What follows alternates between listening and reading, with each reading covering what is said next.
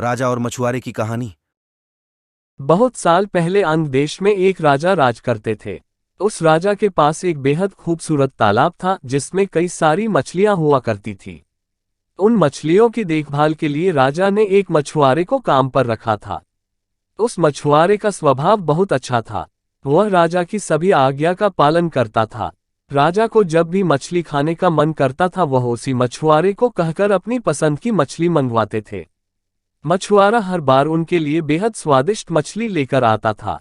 एक दिन राजा के मन में यह सवाल आया कि भला हर बार यह इतनी स्वादिष्ट और बढ़िया मछली कैसे पकड़ सकता है। तभी एक दिन राजा को अपने गुप्तचरों से पता चलता है कि मछुआरे को तो मछली पकड़नी आती ही नहीं, लेकिन फिर भी वह राजा के लिए मछली लेकर आता था। एक दिन राजा ने सोचा कि क्यों न इसकी जांच की जाए कि मछुआरा मछली कैसे पकड़ता है। राजा ने तुरंत दास को आदेश देकर मछुआरे को बुलवाया और कहा, सुनो, आज तुम मेरे लिए तालाब की सबसे बड़ी मछली पकड़कर लेकर आओ। मेरा मछली खाने का बहुत मन हो रहा है। राजा के आदेश के बाद मछुआरा मछली पकड़ने के लिए तालाब की ओर चल पड़ा।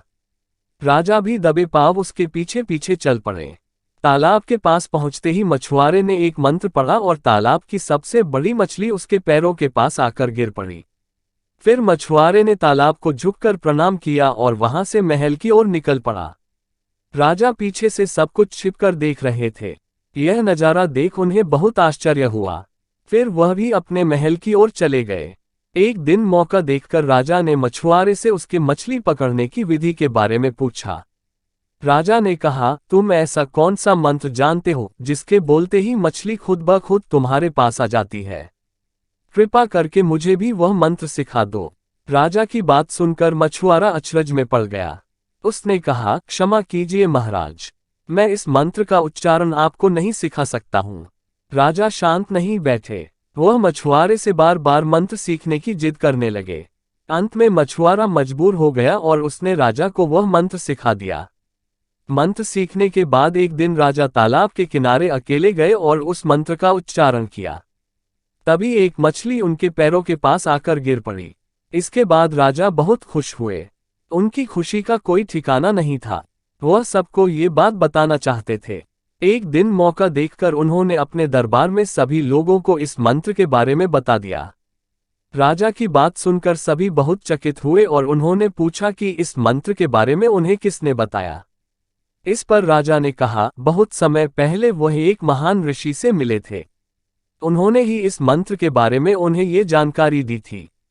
राजा की बात सुनकर सभी मंत्री भी इस बात की सच्चाई जानने के लिए तालाब के किनारे पहुंचे और मंत्र का उच्चारण करने लगे।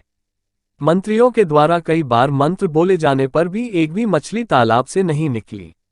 इस वजह से राजा को सभी मंत्रियों के सामने काफी शर्मिंदा होना पड़ा। इसके बाद वह उस मछुआरे पर गुस्सा होने लगे और उसे सजा सुनाने का आदेश दिया।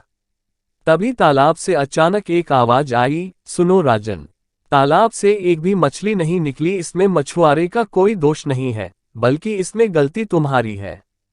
तुमने अपने गुरु को गुरु नहीं माना जिसने तुम्हें यह मंत्र सिखाया, इसलिए मछली तालाब से नहीं निकली। अगर तुम अपने गुरु को स्वीकार करते तो ऐसा नहीं होता। तालाब की बात सुनकर राजा को अपनी गलती का एहसास हुआ। उसने तुरंत मछुआरे से माफी मांगी और उसे अपने गुरु के रूप में स्वीकार किया।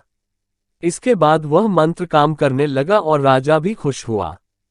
कहानी से सीख। इस कहानी से हमें ये सीख मिलती है कि इंसान को कभी झूठ नहीं बोलना चाहिए और न ही अपने गुरु का अपमान करना चाहिए।